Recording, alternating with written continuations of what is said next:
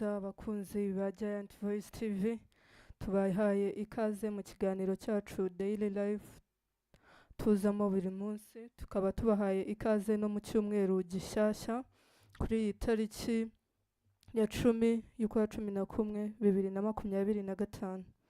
Twongera kubashimira kubwo kubana natwe mu biganiro bigiye bitandukanye binyura kuri channel zacu zigiye zitandukanye umunsi ku munsi.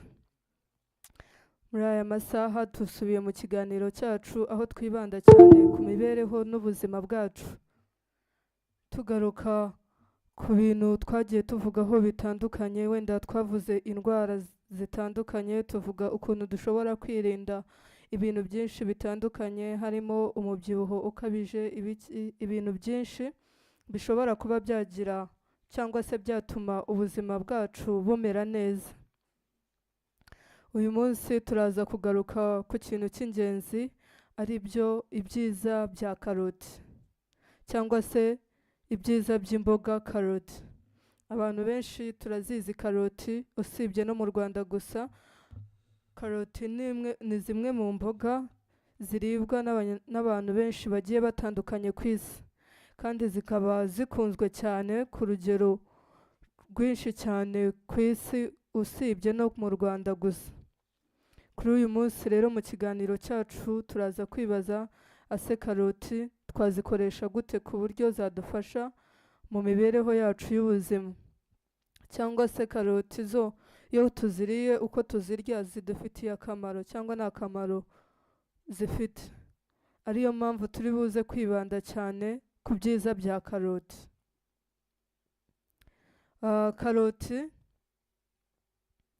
Izi karoti zifitemo intungamubiri zigiye zitandukanye, arizo zishobora kuba zidukurura natwe abanyarwanda muri rusange ku buryo twaba twazikoresha.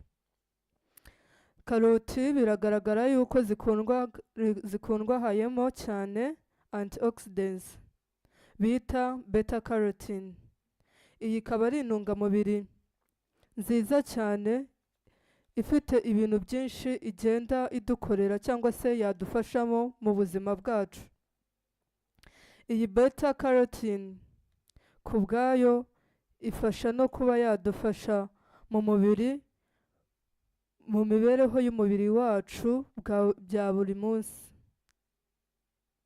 Ikaba ari intungamubiri ishobora kuba yazana vitamin E cyangwa se irimo vitamin A, kandi vitamin E turabizi ko ari ingenzi kuba yaba iri mu mubiri wacu, ikaba idufasha no mu bintu bitandukanye, cyane cyane ikaba idufasha ku burwayi bw'amaso. Vitamin A ituma amaso areba neza, kandi iyi vitamin E turabona ko iba iri mu mubiri kubera ibintungamubiri iri muri karoti bita beta carotene. Idufasha kuba amaso yacu yareba neza, cyane cyane kuturinda ubuhumyi bwa nijoro. Turabizi hari ukuntu umuntu ugira ikibazo cy'amaso ukaba na nijoro bishobora kugera ukaba udafite n'ikintu wareba cyangwa se ukaba utareba neza. Ariko iyo ino karoti kubera imwe mu byiza byayo, kubera ifite izi ntungamubiri za beta carotene, beta carotene ikaba ishobora kuba ikundwahaye mu kuzana vitamin A, ikaba ari byo bidushobora kuba byarinda amaso yacu. Turaza gukomeza. Ntabwo irinda amaso y'abantu bakuru gusa, biranagaragara yuko vitamin E ishobora kuba ifasha mu kureba kw'abana batoya cyangwa se mu gukura kw'abana, mu gukura kw'amaso y'abana. Uko umwana mu biryo bye cyangwa se mu ndyo ye ya buri munsi hajyamo karoti, biramufasha kuba amaso ye yakura akareba neza, kandi bikanamurinda ubuhumyi bwa bukuru. Iyo yakoresheje ya karoti mu ndyo ye ifite za ntungamubiri za beta carotene, biramufasha ku buryo yakura afite amaso mazima, kandi yagera no muri bukuruze ntibizanahinduke ngo wenda azagire ikibazo cy'ubuhumyi cyangwa se cyo kurwara amaso. turaza gusubira ku bindi byiza bya karoti. Ku bantu benshi turayikoresha wenda, cyangwa se abenshi ntabwo tuyikoresha tutaramenya ko ifite ibyiza bigiye bitandukanye, cyangwa se ikungahaye mu bintu byinshi bigiye bitandukanye byatugirira akamaro. Kuri uyu munsi rero turabashishikariza muri iki kiganiro cyacu ko twashobora kuba twakoresha izi mboga kugira ngo tugire imibereho myiza. Indi ngingo dushobora gukurikiraho cyangwa se gukurikizaho y'ibyiza bya karoti. Karoti ifasha mu kugira ubuzima bw'uruhu bwiza. Abantu benshi wenda ntabwo twari tubizi, ariko karoti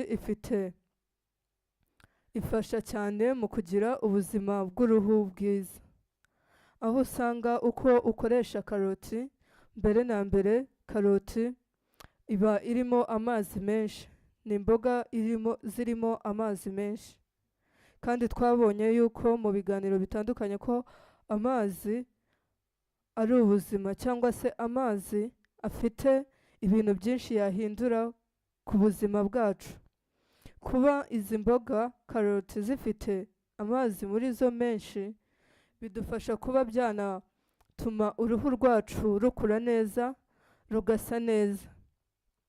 Icyongeyeho rero ku bantu bajya barwara ibiheri byo mu maso, karoti uko uyirya niko igufasha. Nk'uko twavuze ngo ifasha mu buzima bwiza bw'uruhu, ifasha mu ntungamubiri ziri mu mubiri zikora ku ruhu cyane, ugasanga ifashije uruhu kuba rwakwirinda ibintu by'ibiheri, ibintu byo gusanga ushaje imburagihe, ibintu byo gusanga ufite uruhu rwumagaye. Ukabusanga rero karoti ari imboga nziza ku buryo zidufasha muri ibyo byose. Yaba uri umuntu uri kumwe natwe muri aya masaha ufite uruhu rwumagaye, cyangwa se watangiye kuzana iminkanyari ukiri mutoya, yaba udakoresha karoti, ikintu twagusaba cyangwa se twagushishikariza ni uko wakwadukira karoti, ukaba wakoresha karoti zikagufasha, cyane cyane yuko zikungahaye muri beta carotene, kandi ifite akamaro kenshi mu mubiri wacu. Karoti ifite ibindi bintu byinshi bitandukanye, cyangwa se ibyiza byinshi cyane bigiye bitandukanye. Harimo nk'uko nababwiye ku mubiri, igabanya ibiheri mu maso, ituma uruhu rucya, ituma uruhu rugira itoto, rukaguma ruyaga rusa neza, bigatuma utumagara, bigatuma uruhu rwawe muri make rumera neza. Ikindi kintu ni uko karoti ifasha mu kugira ubuzima bwiza bw'umutima. Twabigarutseho cyane aho twavuze ku ndwara y'umutima. Twavuze ku ndwara y'umutima, tuvuga ibiyitera, tuvuga ibimenyetso byayo dushobora kuba tutazi, tuvuga n'ikintu dushobora kuba twakora, cyangwa se indyo dushobora kuba twakoresha tukirinda iyi ndwara cyangwa se ubu burwayi bw'umutima. Nk'uko byagaragaye, indwara y'umutima twifashisha imboga ku buryo twayirinda, cyangwa se tuba tugomba kurya imboga kugira ngo twirinde iyi ndwara y'umutima cyangwa se buno burwayi bw'umutima. Ahangaha rero niho dusanga karoti idufasha mu kugira ubuzima bwiza bw'umutima. Icyane cya mbere karoti zikora, zifasha mu kugabanya cholesterol. Cholesterol tukabona ko ari zo zimwe zateraga wenda ibibazo mu mutima, ugasanga wenda mu mitsi habayemo ibibazo by'uko amaraso atagenda neza bitewe n'aya cholesterol, ariko bitewe n'uko karoti ari imboga rwatsi, ifitemo ayo fibers cyangwa se amafibre afasha mu kuba absorbinga cyangwa se yakuramo aya cholesterol, cyangwa se kuba yayagabanya mu mubiri. uko yagabanya mu mubiri niko ifasha kuba uburwayi bw'umutima butakugeraho, niko iba irimo kugufasha yuko umuvuduko w'amaraso udashobora kuba wakugeraho. Ugasanga karoti ikungahaye cyane mu kudufasha mu mibereho myiza y'ubuzima bwacu, ugasanga irimo kudufasha mu kurinda izi ndwara zigiye zitandukanye, harimo izo z'imitima, harimo iz'imitsi cyangwa se iz'umuvuduko w'amaraso, bitewe n'uko ziriya ntungamubiri ziri muri karoti arizo zigera mu mubiri zikabikora neza. Ikindi kintu ni uko karoti zikungahayemo potassium.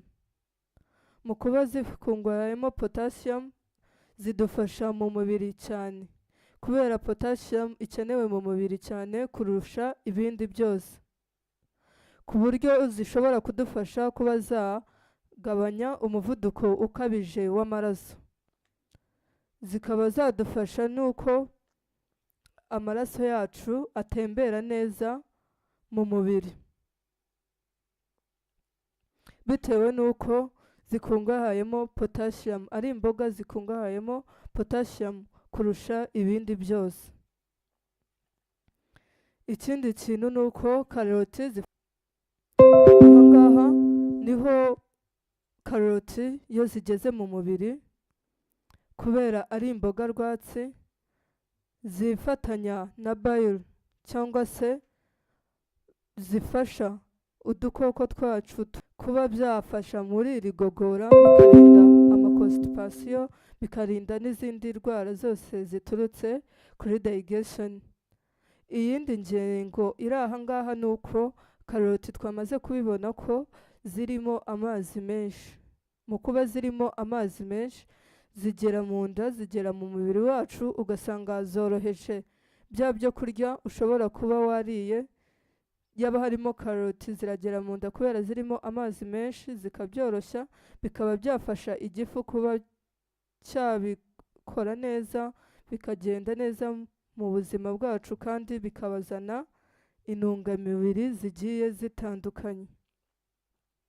Indi ngingo iri ahangaha y'ingenzi ni uko karoti zikungahayemo vitamin C, cyane cyane karoti zidahiye cyangwa se karoti zidatetse, zo dukunze gukoresha wenda duhekenya cyangwa se dukora amaji ya karoti, akungahayemo vitamin C, kandi tukabona ko vitamin C ari vitamin imwe y'ingenzi mu mubiri, ishobora kuba yaba inafasha mu kongera wenda abasirikare b'umubiri baturinda indwara izo arizo zose.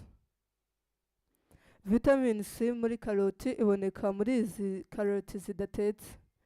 Ikintu nabashishikariza ni uko karoti aho kugira ngo uziteke, iyo wavuze ngo reka nziteke, ujye uziteka ntuzihishe cyane, kugira ngo hagire ikigero gisigara cya karoti zidatetse, ntubonemo iyo vitamin A gusa, ahubwo ubonemo na vitamin C, kandi nayo igaragara kuba ari iy'ingenzi mu mubiri wacu. Vitamin C biragaragara yuko ishobora kuba ifasha mu gukora abasirikare b'umubiri. Uko urya karoti nyinshi, turabizi neza ko mu mubiri abasirikare bacu bageraho bagateza cyangwa se bagacika intege, arizo white blood cells. Uko zicitse intege rero bisaba yuko ziyuburura, bisaba yuko izindi zishobora kuba zakorwa zigasimbura za zindi zacitswe cyangwa se zacitse intege. Uko ukoresha karoti ikungahayemo vitamin C, niko ba basirikare b'umubiri ariyo bo white blood cells zacitse intege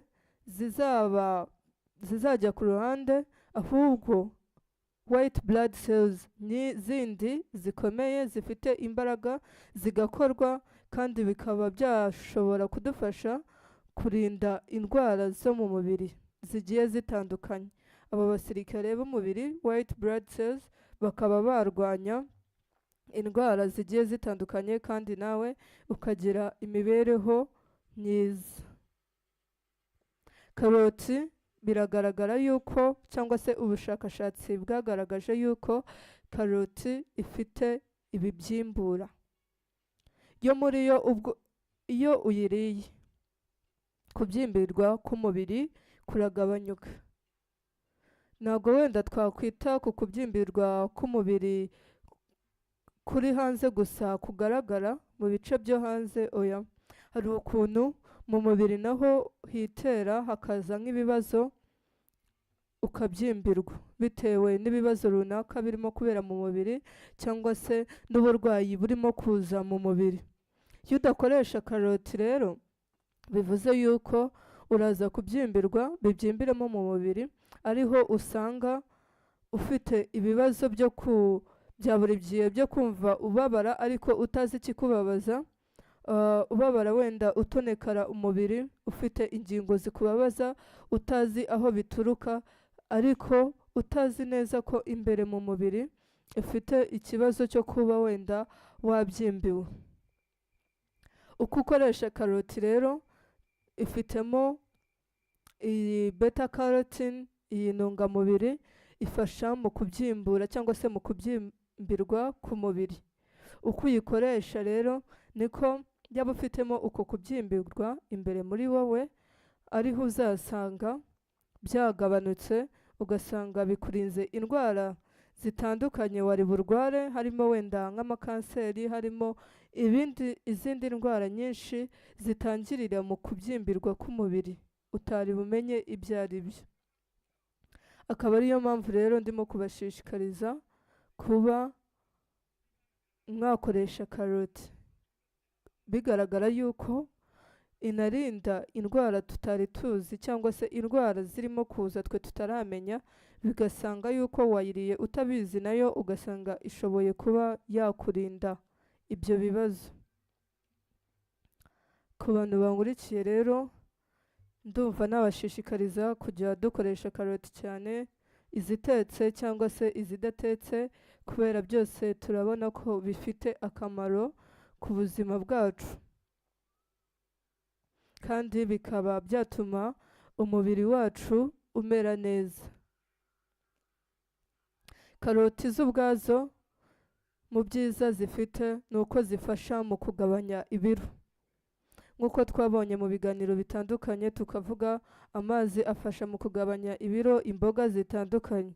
Karoti ni zimwe mu mboga zikungahaye mu gufasha kugabanya ibiro bitewe n'uko zifite amazi menshi muri zo, kandi zikaba ari n'imboga rwatsi.